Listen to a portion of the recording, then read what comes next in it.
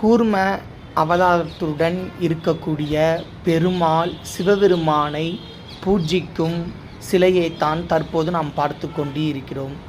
இந்த தூணில் ஒவ்வொரு விதமான சிலைகள் அழகழகாக செதுக்கப்பட்டுள்ளது.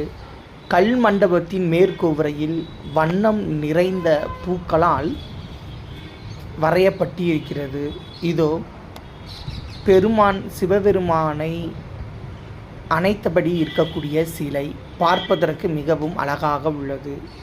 கொற்றவை தாய் அசுரனை அழித்த ஒரு சிலை.